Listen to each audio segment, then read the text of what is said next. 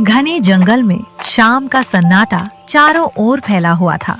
रघु और गोपाल नाम के दो लकड़हारे अपने सिर पर लकड़ियों का गट्ठर रखे हुए जंगल के रास्ते पर चले जा रहे थे। क्यों रे गोपाल, अच्छी गुणवत्ता की लकड़ी की तलाश करते करते लगता है कि हम जंगल की गहराई तक निकल आए हैं। मैंने तो तुमसे पहले ही कहा था कि हम बहुत अंदर आ गए हैं, सुन लो, लेकिन नहीं, तुमने तो मेरी बात मानी ही नहीं। हाँ रे, तू सही कह रहा था, कसम से कहता हूँ। इतनी देर हो गई, चलते चलते चलते बहुत देर हो गई, लेकिन अभी भी लगता है कि हम जंगल में ही हैं।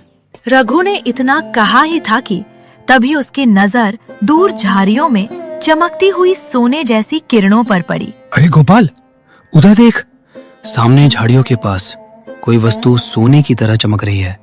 देख तो सही। अरे वाह, चलकर जरा देखते हैं, कहीं सोना तो नहीं है। आजा आजा, जल्दी चल। ये सुनकर गोपाल चौंक गया। उसकी आंखों में अचानक लालच की चमक आ गई। आहा, अरे रघु भाई, तुम सही कह रहे हो। क्या पता वहाँ हमें कोई खजाना मिल जाए और देखते ही देखते हम धनवान बन जाए। चलो चलो चलो, देख तो सही, क्या है वो। दोनों तेजी से कदम बढ़ाते हुए झाड़ियों के पास पहुँचे, लेकिन जैसे ही वे पास पहुँचे, सामने का दृश्य देखकर उनकी आंखें आश्चर्य से फैल गईं। झाड़ियों के बीच एक सुनहरा बैल खड़ा था। वह बैल दोनों को घूरे जा रहा था। वाह रे गोपाल, देख तो सही, ये तो सोने का बैल है रे। ऐसा बैल तो मैंने अपनी जिंदगी में कभी नहीं देखा रघु। सही बताऊं, अच्छा भी लग रहा है और डर भी लग रहा है कि पता नहीं ये बैल होगा भी कि या फिर नहीं। अगले ही पल वो सुनहरा बैल बिजली की गति से दौड़ा और जंगल की गहराई में उनकी आंखों के सामने ही ओझल हो गया। अचानक हुई इस घटना से रघु और गोपाल दोनों बुरी तरह डर गए। ए गोपाल, भाग भाग भाग यहाँ से। हाय भाग, मुझे तो यहाँ बहुत बड़ी गड़बड़ मालूम होती है। भाग भाग। दोनों डर के मारे अपना लकड़ियों का गट्ठर वहीं छोड़कर पीछे मुड़े और दुम दबाकर वहां से भाग गए। इस घटना के कुछ दिनों बाद हरिया नाम का एक मेहनती लकड़हारा जंगल के किनारे एक पेड़ की लकड़ियां काट रहा था। तभी वहां एक दूसरा लकड़हारा आ पहुंचा। अरे हरिया, क्या तुमने सुना? पूरे गांव में चर्चा फैली हुई है कि रघु और गोपाल ने घने जंगल में एक सोने का बैल देखा है। अरे भैया, इस घटना की चर्चा तो कई दिनों से चल रही है, और सही बताऊं, मुझे इस तरह की वाहियात बातों में कोई दिलचस्पी नहीं है। हाँ। ये सुनकर दूसरा लकड़हारा हंसने लगा। अरे क्यों बेवजह अपने आप को थका रहे हो? सुबह से लेकर शाम तक मेहनत से लकड़ियां काटते हो, बाजार में बेचते हो, लेकिन धन अपने घर तक तो ले नहीं जा पाते। तभी जमींदार अपना ब्याज लेने आ जाता है और तुम पूरे पैसे उसी को दे देते हो। क्यों? काम किसके लिए कर रहे हो? जमींदार के लिए। तो क्या करूं? कुछ समय पहले जब मेरी पत्नी बीमार हुई थी, तब मेरे पास धन नहीं था। उस समय मैं जमींदार से कर्ज लेकर आया था। तब से उसका कर्ज चुका रहा हूं, लेकिन उसका कर्ज है कि खत्म होने का नाम ही नहीं लेता। इतना कहकर हरिया फिर से पेड़ पर कुल्हाड़ी चलाने लगा और दूसरा लकड़हारा वहां से चला गया। कुछ देर बाद हरिया लकड़ियों का गट्ठर लेकर बाजार चला गया और उन्हें बेचने के लिए खड़ा हो गया। तभी एक ग्राहक उसके पास आया। हाँ भाई हरिया, तुम्हारी लकड़ियों की गुणवत्ता तो काफी अच्छी है। ये बताओ कितने की हैं? भैया, मैं तुम्हें कम कीमत में दे दूंगा। मुझे 10 सिक्के दे दो और लकड़ियां ले जाओ। हाँ, ये लो। ग्राहक ने तुरंत 10 सिक्के हरिया को दे दिए और लकड़ियां लेकर वहां से चला गया। हरिया खुश होकर उन 10 सिक्कों को लेकर अपने घर जाने ही वाला था कि तभी वहां जमींदार आ गया। हाँ, जमींदार है नाम मेरा। पाई पाई वसूल करना काम मेरा। क्यों रे हरिया, बता। ला दे दे, आज का मेरा ब्याज मुझे दे दे। ये सुनकर हरिया क्रोधित हो गया। अरे जमींदार, ये क्या करते हो? मैंने तुमसे थोड़ा सा कर्ज लिया था, तब से रोज मेरी मेहनत की कमाई ले जाते हो, लेकिन तुम्हारा कर्ज है कि वही का वही है, कुछ कम होने का नाम ही नहीं ले रहा। जमींदार भी क्रोधित हो गया। अरे मैंने तो तुमसे पहले ही कहा था कि मैं बहुत ज्यादा ब्याज वसूलता हूँ, लेकिन उस समय तुम ही कह रहे थे पैसे दे दो, मैं ब्याज चुका दूंगा। तब तो तुम्हें कोई आपत्ति नहीं थी। अब चुकाने का समय आया तो नखरे और नौटंकी कर रहे हो। हरिया ने मजबूरी में अपने 10 सिक्कों में से 8 सिक्के जमींदार को दे दिए। जमींदार खुश होता हुआ वहां से चला गया और हरिया के हाथ में केवल 2 सिक्के ही बचे। कुछ देर बाद हरिया अपने घर पहुंचा। घर पहुंचते ही उसकी पत्नी कमला उससे नाराज होकर बोली, तुमसे कहा था कि रसोई में अनाज समाप्त होने की कगार पर है और तुम आज भी खाली हाथ आ गए। हरिया ने चुपचाप 2 सिक्के कमला के हाथ में रख दिए। ये सुनकर कमला क्रोधित हो गई। अब तुम ही बताओ, इन 2 सिक्कों में अनाज लेकर आऊं, सब्जी लेकर आऊं या क्या लेकर आऊं? बताओ। मुझे क्यों बता रहे हो? घर चलाना तुम्हारा काम है। हरिया भी क्रोधित हो गया। एक कमला, तुम मेरी आर्थिक स्थिति अच्छी तरह जानती हो। मैं जितना भी कमाता हूँ जमींदार सारी रकम छीन कर ले जाता है, और जमींदार से कर्ज भी मैंने तुम्हारी बीमारी के इलाज के लिए ही लिया था, कोई मौज मस्ती के नहीं लिया था। अगले दिन हरिया नाराज होकर अपने घर के बाहर कुल्हाड़ी लेकर एक वृक्ष के नीचे बैठा हुआ था। तभी उसके पड़ोसी भोला चाचा वहां आ गए। अरे हरिया, क्या बात है भाई? आज तू जंगल में लकड़ियां काटने नहीं गया, और तेरे चेहरे पर ये उदासी कैसी है? अब तो लकड़ियां काटने का मन ही नहीं करता चाचा। हरिया की ये बात सुनकर भोला चाचा चौंक गए। अरे अरे, क्या बात है बेटा? ये बुझी बुझी सी बातें क्यों कर रहा है? क्या हुआ, बताओ। अब बुझी बुझी बातें नहीं करूंगा तो और कैसी बातें करूं चाचा? दिन भर मेहनत से लकड़ियां काटता हूँ, शाम को जमींदार मेरा सारा धन छीन कर ले जाता है। अब बताइए, भला दिन भर मेहनत करने के बाद भी मेरे पास केवल 2 सिक्के बचते हैं। इन 2 सिक्कों से क्या होता है? न जाने कितने दिनों से इन्हीं 2 सिक्कों में अपना घर चला रहा हूँ। अब तो पत्नी भी रोज रोज मुझसे झगड़ा करने लगी है। भोला चाचा गहरी सोच में डूब गए। चलो कोई बात नहीं, चिंता मत कर बेटा, सबका समय बदलता है, तेरा भी समय जरूर बदलेगा। हाँ, ये सुनकर हरिया की आंखों में आंसू आ गए। मुझ जैसा अभागा संसार में शायद ही कोई होगा। अरे पगले, ऐसा नहीं कहते। खुद को अभागा कभी मत समझना हरिया। मेरा विश्वास है कि तू बड़ा ही तकदीर वाला निकलेगा। हाँ, ये दूसरी बात है कि तेरा समय अभी खराब चल रहा है बेटा, लेकिन हर रात के बाद सुबह होती है।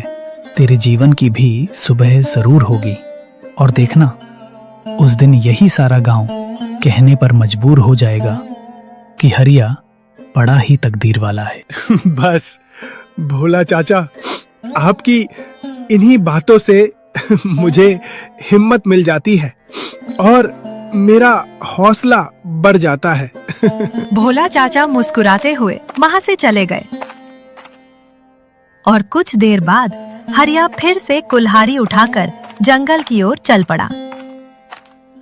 शाम को जब हरिया वापस अपने घर आया तो उसने देखा कि उसकी पत्नी कहीं जाने की तैयारी कर रही थी। उसी समय उसकी सास भी वहां मौजूद थी। अरे सासू माँ, आप? बस दोपहर को ही आई हूँ और अपनी बेटी को यहाँ से ले जा रही हूँ। ये सुनकर हरिया चौंक गया। क्या बात कर रही हैं सासू माँ? ऐसा मत कहिए। अगर कमला चली गई तो फिर मैं क्या करूँगा? हरिया की सास क्रोधित हो गई। वैसे भी तुम करते ही क्या हो? दिन भर लकड़ियाँ काटते हो और शाम को सारी मजदूरी जमींदार को पकड़ा देते हो। मैं अपनी बेटी को इस तरह घुट घुट कर जीते हुए नहीं देख सकती। हरिया की आंखों में आंसू आ गए।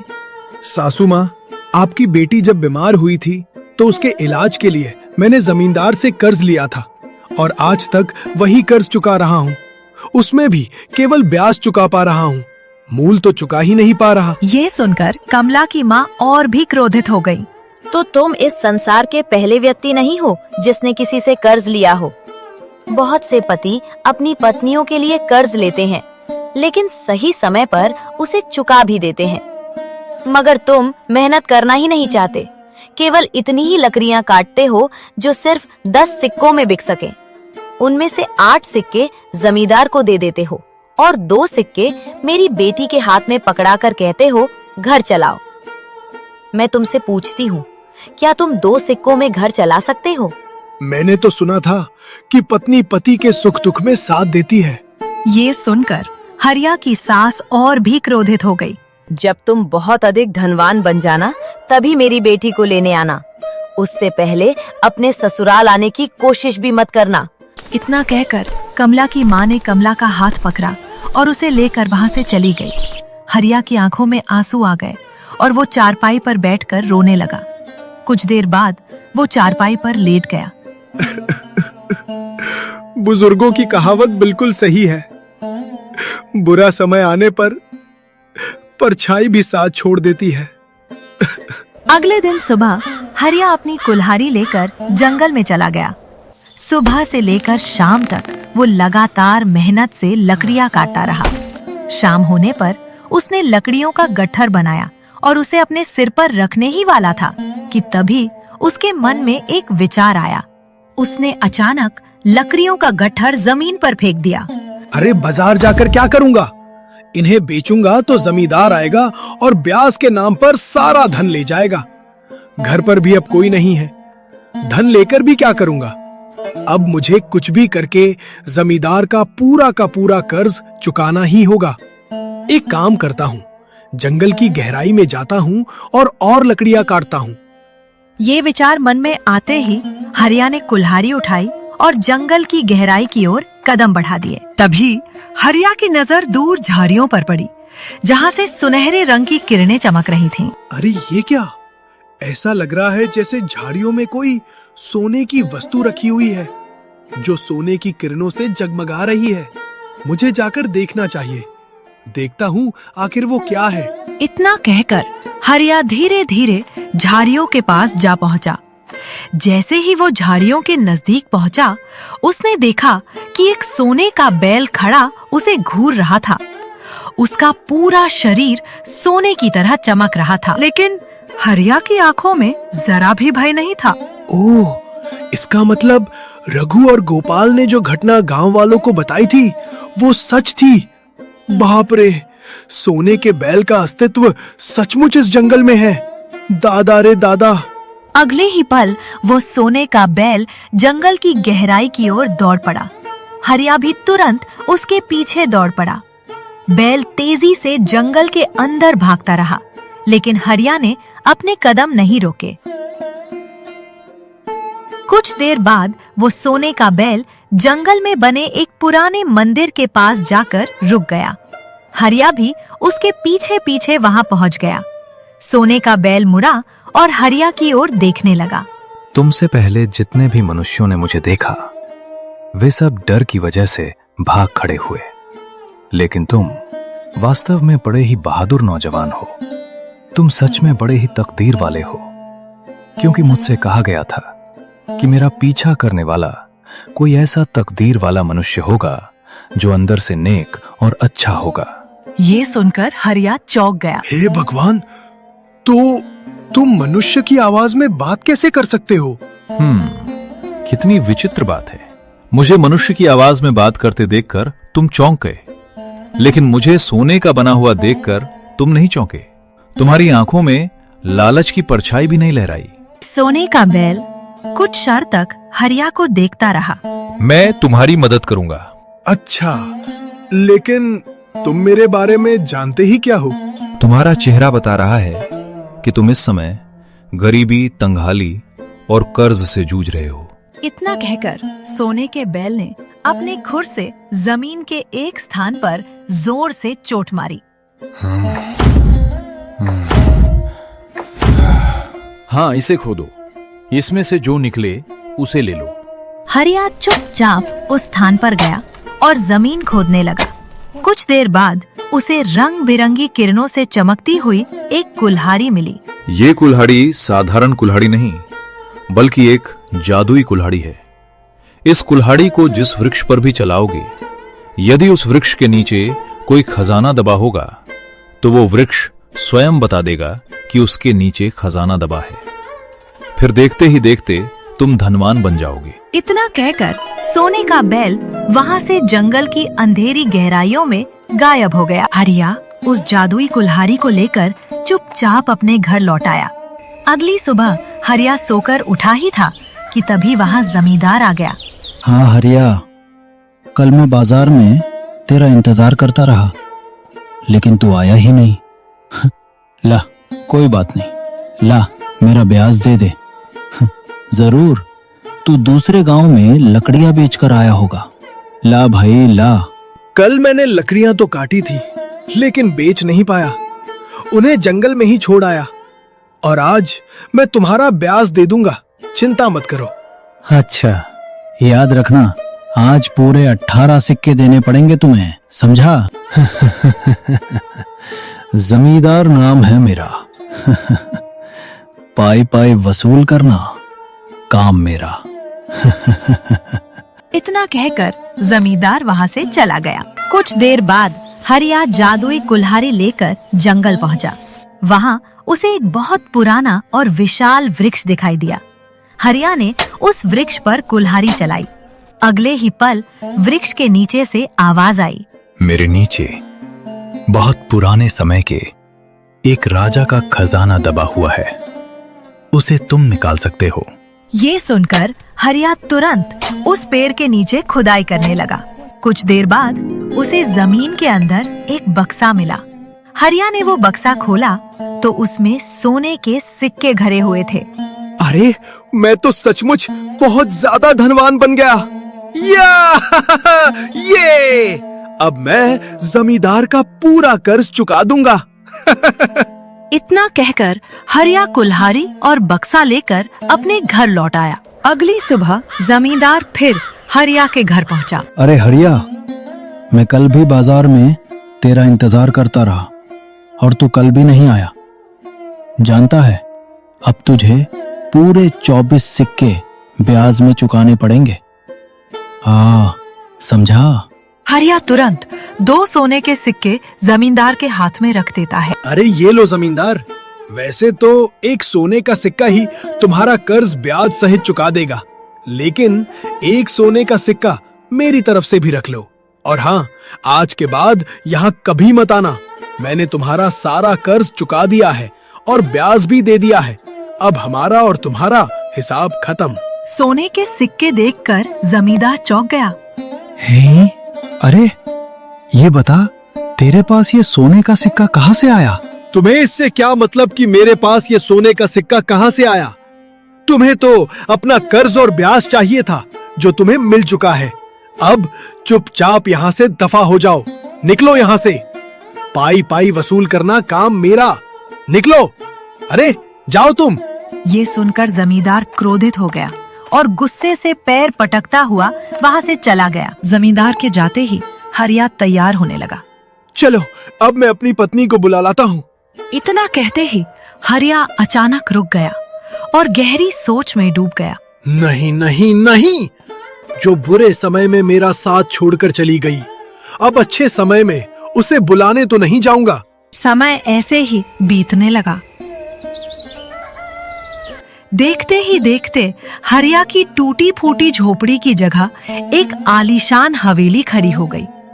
अब हरिया पूरे गांव का सबसे धनवान व्यक्ति बन चुका था। वो गांव के गरीब लोगों की मदद करने लगा। एक दिन जमींदार अपनी हवेली में बैठा गहरी सोच में डूबा हुआ था। तभी उसका नौकर शामू वहां आ गया। अरे जमींदार जी, क्या हुआ? आप तो हमेशा हंसते हंसते कहते थे, पाई पाई वसूल करना काम मेरा। अब ऐसी पाई पाई वसूली हुई है कि आपकी पूरी चारपाई हिल गई है। आज आपका मुंह क्यों लटका हुआ है? ये सुनकर जमींदार क्रोधित हो गया। अरे बकवास बंद कर। तू अच्छी तरह जानता है कि मेरा मुंह क्यों लटका हुआ है। कल तक पूरा गांव मेरा कर्जदार था। हर कोई मुझसे दबकर बात करता था, लेकिन जब से वो हरिया धनवान बना है, उसने सारे गांव वालों का कर्ज चुका दिया है। अब तो गांव में कोई भी मुझसे सीधे मुंह बात नहीं करता। ये सुनकर शामू हंसने लगा। तभी वहाँ जमींदार की पत्नी सावित्री आ गई। बस इतनी सी बात पर तुम गुस्सा हो रहे हो? सबसे बड़ी समस्या तो ये है कि जो गांव वाले कल तक तुम्हारी हवेली के सामने कर्ज लेने के लिए बैठे रहते थे, आज वही लोग हरिया की हवेली में बैठे रहते हैं। और तो और हरिया उनसे कोई ब्याज भी नहीं लेता।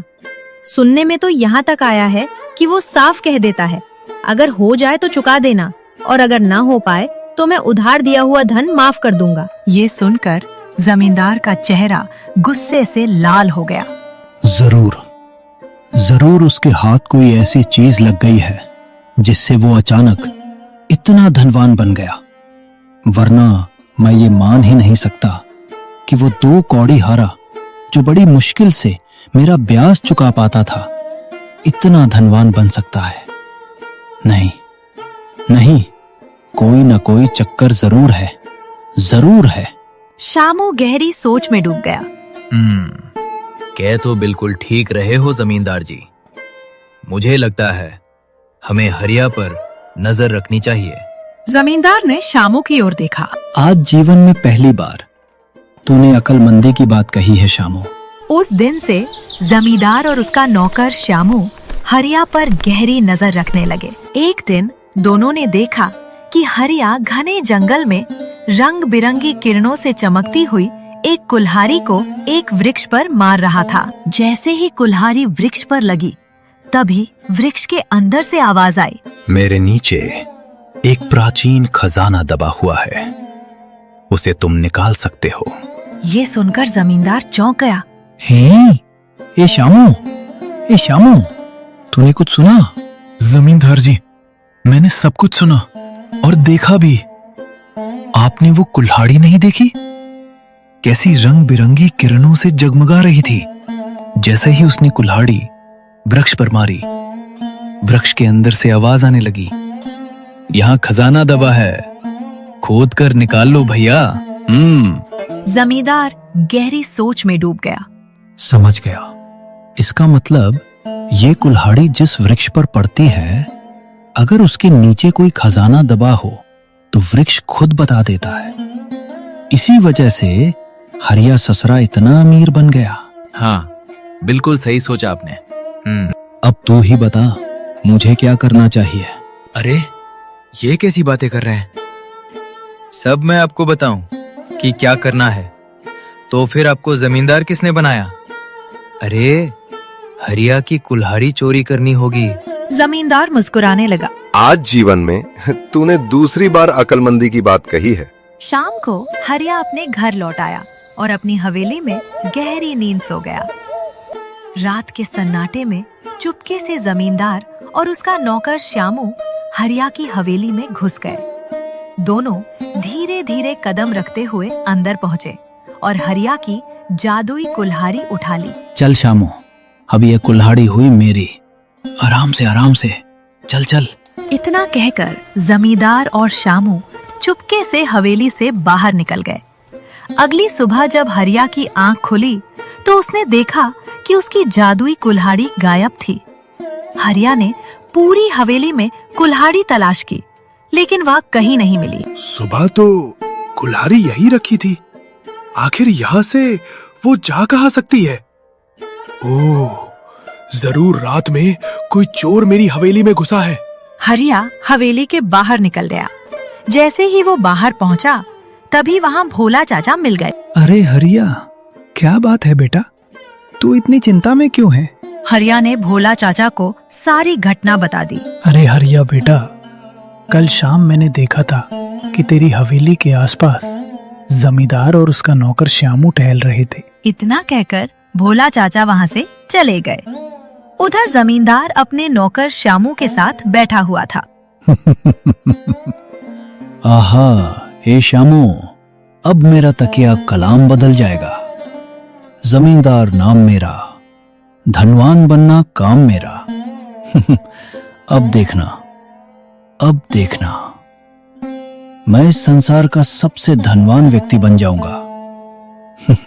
तभी वहाँ हरिया आ गया। ओह, तो तुम अब चोर भी बन गए जमींदार। लाओ, सीधी तरह से मेरी कुल्हाड़ी मुझे वापस कर दो। अब ये तेरी कुल्हाड़ी कैसे हुई? क्या इस कुल्हाड़ी पर तेरा नाम लिखा है? जमींदार, वो दिन हवा हो गए जब तुम्हारा दबदबा पूरे गांव पर चलता था। लाओ, कुल्हाड़ी सीधी तरह से मेरे हवाले कर दो, नहीं तो मुझसे बुरा कोई नहीं होगा। चुपचाप कुल्हाड़ी वापस कर दो। ये सुनकर जमींदार और श्यामू दोनों चौंक गए। ए जमींदार जी, ये हरिया के तेवर तो बड़े बदले बदले से लग रहे हैं, और अब हरिया के साथ पूरे गांव का समर्थन है। अगर हरिया ने बवाल खड़ा कर दिया तो पूरा गांव एकजुट हो जाएगा और आप अकेले पड़ जाएंगे। तो फिर तू ही बता, हमें क्या करना चाहिए? करना क्या है? मैं तो कहता हूँ इस कुल्हाड़ी को लेकर यहाँ से भाग चलते हैं, वो भी जंगल की तरफ। अरे वाह वाह वाह, आज तूने तीसरी बार अक्लमंदी की बात की है। इतना कहकर जमींदार हरिया की ओर देखने लगा। हाँ, तो कुल्हाड़ी चाहिए? पहले मुझे और श्यामू को पकड़ कर दिखाओ। रुको रुको, कहाँ भाग रहे हो? जमींदार और श्यामू भागते भागते जंगल की गहराई तक पहुंच गए। अरे अरे श्यामू, बस अब और भागा नहीं जाता। अरे, मेरे भी पैर जवाब दे चुके हैं। अरे रे, आउच। जमींदार जी, हरिया इधर ही आ रहा है। अरे आखिर ये हरिया खाता क्या है? अब तू ही बता, क्या करे? श्यामू इधर उधर देखने लगा। तभी उसकी नजर दूर जंगल में बने एक पुराने मंदिर पर पड़ी। जमींदार जी, सामने एक मंदिर है। एक काम करते हैं, हम दोनों उस मंदिर के अंदर छिप जाते हैं। चलिए। अरे वाह वाह वाह, आज फिर तूने अक्लमंदी की बात की है। चल, जल्दी चल। दोनों दौड़ते हुए मंदिर के अंदर घुस गए, लेकिन जैसे ही जमींदार और श्यामू अंदर पहुंचे, सामने का दृश्य देखकर दोनों चौंक गए। एक सोने का बैल खड़ा उन्हें घूर रहा था। नहीं जमींदार जी, ये तो वही सोने का बैल है। तभी हरिया भी मंदिर के अंदर पहुंच गया। अरे, ये तो यहाँ तक आ गया, अब क्या करें? जमींदार जी, हरिया बहुत अच्छा इंसान है। अगर इससे बचना है तो हमें अपनी ढाल इस सोने के बैल को बनाना होगा। मतलब ये कि हमें हरिया से कहना होगा कि अगर वो यहाँ से नहीं गया तो हम इस सोने के बैल को नुकसान पहुंचा देंगे। आज तूने बस बस, आगे मत बोलना, जल्दी से हरिया को यहाँ से भगाओ, चलो। जमींदार क्रोधित होकर हरिया की ओर मुड़ा। यहाँ से चले जाओ हरिया, नहीं तो मैं इस सोने के बैल को मार डालूंगा। ए जमींदार, उसे नुकसान पहुंचाने की कोशिश मत करना, और वो कुल्हाड़ी चुपचाप मुझे दे दो। मैं कह रहा हूँ, कुल्हाड़ी मुझे दे दो। लेकिन जमींदार सोने के बैल पर हमला करने के लिए आगे बढ़ गया। जैसे ही उसने प्रहार करने की कोशिश की, हरिया तुरंत आगे बढ़ा और वह वार अपने ऊपर झेल लिया। अगले ही पल मंदिर के अंदर एक तेज प्रकाश फैल गया। सोने का बैल रंग बिरंगी किरणों के बीच एक सुंदर राजा में परिवर्तित हो गया। अरे रे रे, अरे श्यामू, ये तो इस राज्य के राजा हुकुम सिंह है। राजा हुकुम सिंह ने क्रोधित अवस्था में जमींदार और श्यामू की ओर देखा। हाँ, और तुम दोनों की बकवास मैं काफी समय से सुन रहा हूँ। वो कुल्हाड़ी सीधी तरह से हमारे हवाले कर दो। लाओ। जमींदार डर गया और कांपते हाथों से कुल्हाड़ी राजा हुकुम सिंह को दे दी। राजा हुकुम सिंह ने वो कुल्हाड़ी हरिया को देते हुए कहा, ये तुम्हारी कुल्हाड़ी है, लो। लेकिन महाराज, आप सोने के बैल से राजा कैसे बन गए? मैं ही राजा हुकुम सिंह हूं। कुछ समय पहले हमें पता चला कि इस मंदिर में एक जादुई कुल्हाड़ी है। हम उसे पाने के लालच में यहां पहुंचे और हमने उसे हासिल भी कर लिया।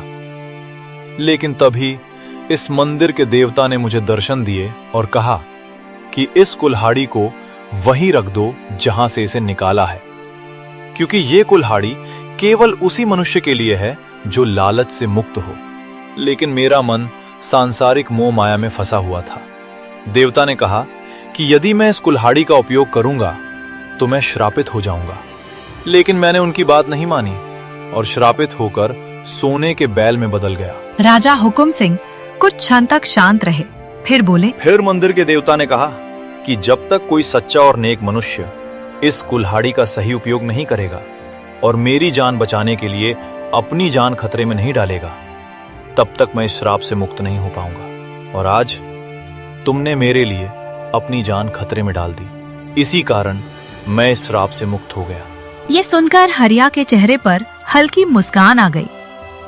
उधर जमींदार और श्यामू डरते हुए राजा हुकुम सिंह के सामने हाथ जोड़कर खड़े हो गए। महाराज, हमें क्षमा कर दीजिए, हमसे बहुत बड़ी गलती हो गई। महाराज, हमसे भी गलती हो गई। राजा हुकुम सिंह ने क्रोध भरी नजरों से दोनों को देखा। मैं कहता हूं दफा हो जाओ यहां से, और याद रखना, अगर आज के बाद तुमने कोई भी गलत काम किया तो मैं तुम्हें कारागार में बंद करवा दूंगा। निकलो यहाँ से। ये सुनते ही जमींदार और श्यामू डर के मारे वहाँ से भाग गए। हरिया, मेरे साथ चलो, मैं तुम्हें अपने राजमहल ले जाना चाहता हूँ। कुछ देर बाद राजा हुकुम सिंह हरिया को अपने राजमहल ले गए। महल के अंदर पहुँचते ही राजा की सुंदर पुत्री राजकुमारी पद्मा अपने पिता को देखकर दौड़ती हुई आई। पिताजी, मुझे तो लगता था कि आप कभी वापस नहीं आएंगे। राजा हुकुम सिंह ने पूरी घटना राजकुमारी पद्मा को बताई। फिर उन्होंने हरिया की ओर देखा। हरिया, हम अपनी पुत्री का विवाह तुमसे करना चाहते हैं और तुम्हें इस राज्य का राजा बनाना चाहते हैं। ये सुनकर हरिया थोड़ा झिझक गया। लेकिन महाराज, मैं तो पहले से विवाहित हूँ। राजा हुकुम सिंह मुस्कुराए। तो क्या हुआ? राजा महाराजा अक्सर एक से अधिक विवाह करते हैं, इसमें क्या समस्या है? कुछ ही दिनों बाद पूरे राज्य में धूमधाम से हरिया और राजकुमारी पद्मा का विवाह संपन्न हुआ। हरिया अब इस राज्य का नया राजा बन गया। राजा बनने के बाद हरिया ने अपनी पहली पत्नी कमला को भी महल बुलाया। तुम्हारी माँ ने कहा था कि जब मैं बहुत धनवान बन जाऊं तभी तुम्हें लेने आऊं। अब मैं इस राज्य का राजा बन गया हूँ, लेकिन याद रखना, अब मेरी एक और पत्नी भी है। कोई बात नहीं, मैं अपना सारा जीवन आपकी आज्ञा का पालन करते हुए बिताऊंगी और अब आपको कभी शिकायत का मौका नहीं दूंगी। हरिया ने न्याय और दया के साथ पूरे राज्य पर शासन किया और